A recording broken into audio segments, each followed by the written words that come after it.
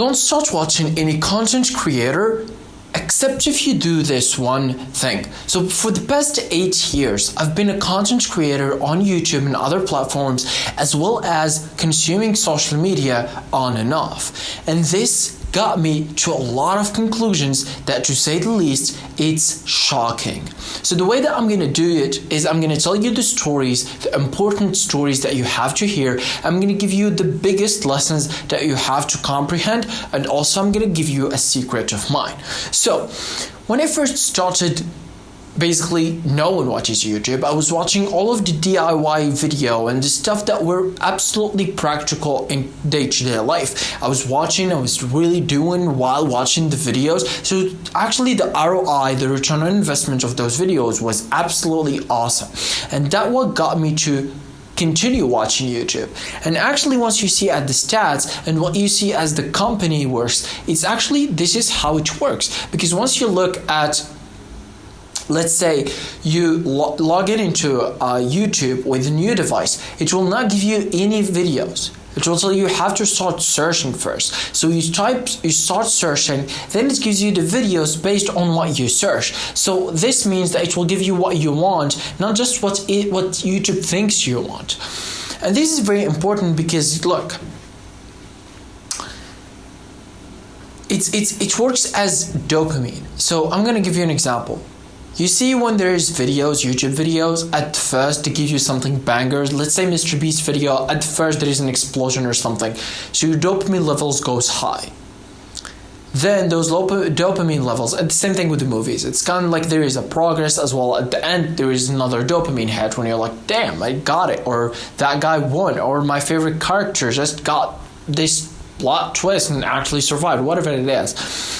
It always gives you those dopamine doses that you actually need for you to feel great, okay? And this is exactly what YouTube is using and other basically social media platforms are using to actually keep your attention on their platforms. So once you go into YouTube, let's say just recommended you a few random videos of Mr. Beast, and you're, let's say 50 years old, probably you're not interested in those videos. You're interested in something that is more of simple, no editing videos that are talking about subjects that you are interested in, probably your career, probably something like that, or experiences of that sort, which shows that YouTube gives you what it is. And trust me, everything will make sense in a second, okay?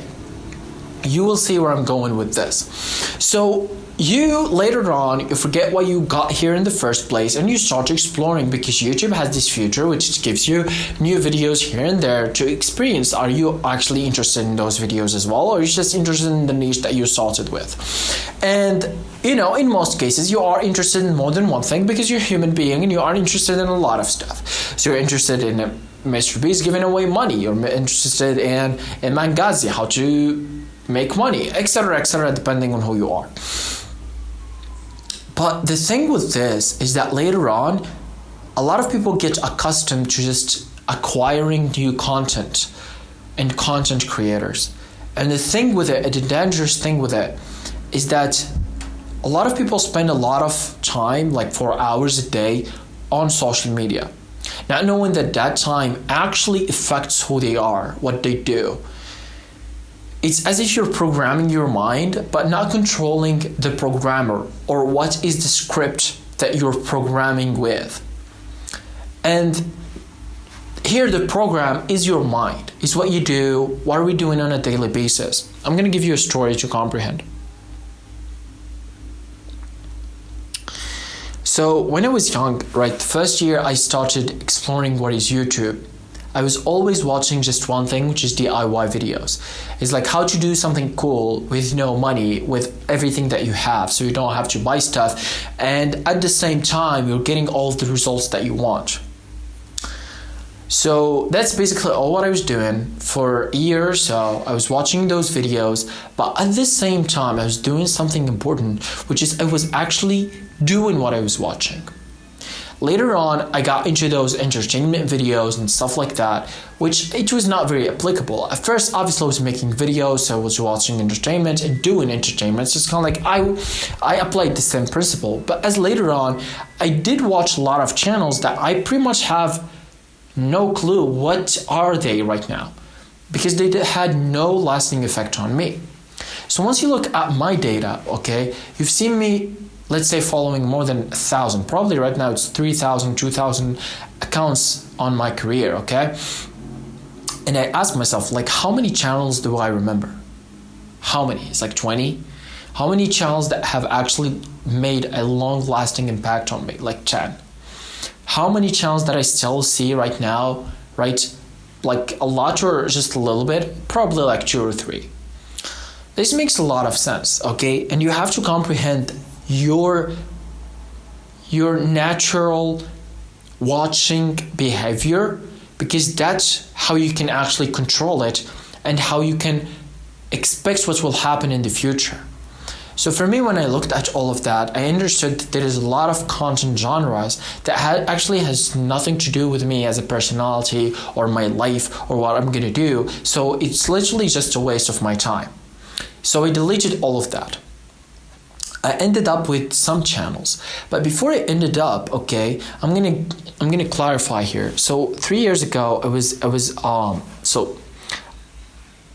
after I uploaded one video, which is my most popular video, I had this idea that for some reason just got into my mind, which is the reason why I am making that good video is because I watched so much YouTube. So sort of my mind was adapted to making YouTube videos because I watched too much. It's actually wrong. And I don't know who gave me this ideology because it's dangerous. It's like you're saying that the guy who watches football all the time will be the best football player or just will be a football player. It's wrong. Everyone who watches football are really shit at football. The same thing goes with UFC, MMA, kickboxing, whatever it is. Right? And it's the same thing, right? It's basketball. Like Michael Jordan, you see him, you see all of the professionals, okay? They do not watch their sports. They just practice their sports, which is different. You're like, dude, what? Of course they did do that at certain points, but in the points where they were actually working on themselves, they didn't do it as much. If they do watch the sports, it's their game analyzing themselves. It's sort of just that, okay? And this gives us a lot of important stuff to think about. Because for me, I went through that and I got into this phase of like 6 months of consuming endless content. Because I said, you know what, I'm going to consume a lot of content, so my mind is just adapted to it and I have the ability to make content. And spoiler alert, 6 months I didn't upload a lot of videos. I uploaded like 1 or 2 videos and they were not very good. And you're like, okay, so what's the problem here? Is that what you consume actually is important. And as a contrast, just to explain to you, also cutting off like social media is not also good. In this period, in my first year in college, actually I was watching all of these college gurus, okay? They tell you here's how to get good grades and stuff like that. It's all bullshit, okay? So they were talking about something which is dopamine detox. You have to stop using social media because it will help your brain. Its dopamine will get reset. It's all bullshit, but still, I did it. I did it multiple times. Actually, it had no effect whatsoever on social media consumption. And according to the data, because I analyzed myself for the past 30 months, according to the data, when I was doing that dopamine detox, probably it was an all-time high of me consuming social media. It doesn't make any sense. Is the truth. So that's why I'm telling you to be careful about who you watch, who you consume. Okay, so if someone is shortening your attention span, literally affecting you negatively, making you not so good, you don't want that. You want the people that make you better in your attention span, make you better as an individual, are better than you, so you can get inspired by them. And you get some sort of benefit or ROI on everything. And I think the best one of them all is you can practice what they say immediately. If it's some sort of theory of 1500 years planning, no, I'm sorry. No, I'm not sorry. I don't give a fuck, okay? So I'm just not gonna watch that. But if it's something that I can do today, now, sure, I can. It's the same thing goes with like, let's say you have something that popped up on your phone, you typed in, it was like how to fix this thing, and it happens and you fix it. That's high ROI investment of your time, because you watched 2 minutes video and you fixed something that was costing you mental draining. Your phone wasn't working, so probably you were not doing sales, you were not receiving the messages, you're literally disconnected from the people that you want to be connected with. Okay? But once people see other videos, it might not. So here I'm going to show you how to pick and choose the most or the highest ROI videos that you can watch. Number one, you have to think about one thing before watching any YouTube video, is if I can apply what I'm watching immediately and give me results immediately. If it's some bullshit strategy, just skip that. Okay, because they will give you a strategy of something that probably will not be for you. But on the other hand, if you watch something that you can apply right away, it will be awesome and you will feel awesome. It's the same thing that got me to YouTube in the first place. Is those DIY videos I was watching, and I was filming myself and I was doing all of the stuff. Okay, so I think there's something as well as that was said from Elon Musk that we can use here. Elon Musk has few habits that he had that people find it weird. So the first one was gaming, okay? And he still game to this day. Once you look at his book, they say in so many occasions, as an example, where he got overthrown by his own company to not become the CEO again. He spent the entire day gaming, playing his game, Pablo or whatever, right? And he was just doing that. And the way he said it, it's like it sort of just makes you completely concentrated on the game, so you're not concentrated about the other stuff, on the other stuff in your life. And once you see his biography, it happens all the time. And it looks like a lot of people are doing that with YouTube.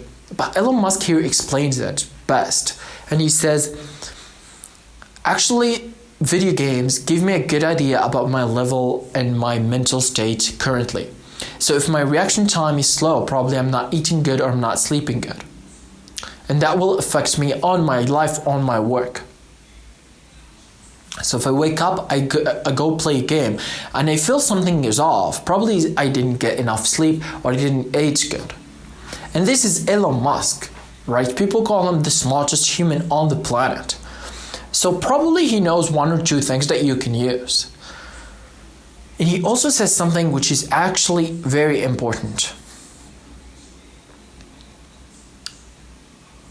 So throughout his biography, he has always all of those moments, okay? And whether when he was young in South Africa, or when he moved on to Canada, or when it was at college, one thing is common is that you never see him talking a lot about consuming video type content. He reads a lot of books. Books are different, okay? But he does not consume. He talks about movies sometimes, but I'm pretty sure he talked about 5 movies in his entire career. And he remembers them very good. If you know someone who watches a lot of movies, you know that he does not remember them very good. So this got me thinking, like, okay, should I stop watching YouTube? I did. It didn't work. I honestly think that you should use YouTube just like any other form of relationship. So choose the content creator just like you will choose your wife or your partner.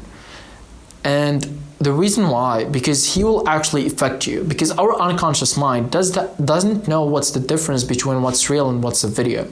So virtual reality, real reality, it's all the same for our unconscious mind. And our unconscious mind is the most powerful thing in the world.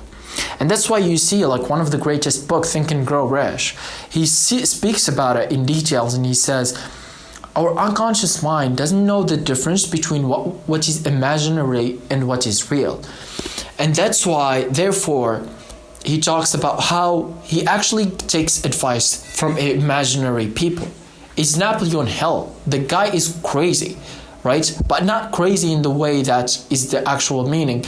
The guy is really good at what he does. He spent 22 years learning about this. He actually analyzed 25,000 people that are successful, that are the richest men at the time. And he says, I have this ritual that people call me crazy for it, which is I basically imagine the people that I look up for. He says, I imagine Henry Ford, Thomas Edison, I think also Carnegie, who's the writer of how to win friends and influence people. And he said that I got into 63 people, imaginary people that I take advice from. And he says the way that I do it is basically just sit and think that they are with me. Because my unconscious mind doesn't know what's the difference. And because our unconsciousness is just so strong, the answers he will give me are actually accurate. And he also explains it in this way that obviously it's the theme of the book. It's the vibrations of the thought and unconsciousness. How the unconscious mind can tap into unlimited intelligence that you cannot get to it with the normal conscious mind. And he says, I was doing this all the time with Thomas Edison. I was actually knowing what he will tell me. And I met Thomas Edison one day, and he went to him and he said, hey, here's what I do. I always ask you, always speak with you, and there's this imaginary gathering that I do with you in more than one thing. And there's one day that you came, and he was explaining the entire scene. He said, one day you came and you actually didn't talk a lot, and you were just sitting. Then you told me the advice of which I actually applied, and it actually worked. And Thomas Edison, what he replied, he said, what you've seen was actually real. And look, this is no fantasy book. This is no fiction. All of this is actually real life events that happened and took place. So when you see one of the smartest people, Thomas Edison, the guy who invented the lamp and did it 10,000 times just to get that, you're like, dude, they know something. They've been into places, you know? And you see also Napoleon Hill, who is literally hired by the richest man in the world back then, who is Carnegie. And you told him that you're going on a mission. I'm going to finance it, okay? And he says, you're going to a mission, analyze the richest men and put it in all the information in one place because I want it to be accessible by everyone. And you're like, dude, this is insane. And all of this is related to YouTube one way or another. And you're like, dude, what? It is. So our unconscious mind doesn't know what's the difference between what's a YouTube video and what's actually meeting. So if you're watching a lecture of a YouTube video and you're watching a lecture of real lecture in college, your unconscious mind doesn't know that you are watching a YouTube video or you are in the class. And that's the thing. It's like there's always these things, there's always these points that make so much of a difference, yet most people actually don't give them so much importance. But they are. And that's why I gave so many examples from too many different people. But look, if this wasn't enough, and I know some people will say that this is not enough, I'm going to tell you something that will actually change everything because it's the most important point. So the way that I'm going to state it here is you have to comprehend one thing, which is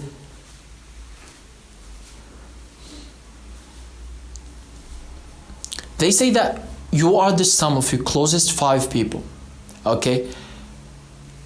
Napoleon Hill says that you can only reach the best version of yourself by gathering with the best people that have specified knowledge, okay? And there's also so many things that I'm not gonna even mention here. So it's all known, everybody knows that, in every school of thought that talks about how humans can actually elevate in their status. Okay, that's awesome to comprehend. With YouTube, you are the sum of the closest 5 people that you watch their videos. And that's something that you have to just comprehend and you have to accept because that's the future that we're going to. Because look, you have to comprehend that probably we're gonna have some virtual realities, right? We have metaverse, we have all of these 3D models. We might have something that will be absolutely different from our 2D YouTube videos. And I know that for a fact. So then our unconscious mind will not only not know the difference between what's real and not real, but probably our conscious mind will not know, because it will be that good. So train yourself now that we're not in that position to actually choose who you are listening to, whether that be in a real friend or a YouTube video. And look, as I promised, now you have an entire changed perspective about YouTube, and you know right now all the criterias on how you choose your best YouTuber. And that is absolutely what I think. I've met so many successful people, and I'm pretty sure that all of them will say about the same thing. Subscribe.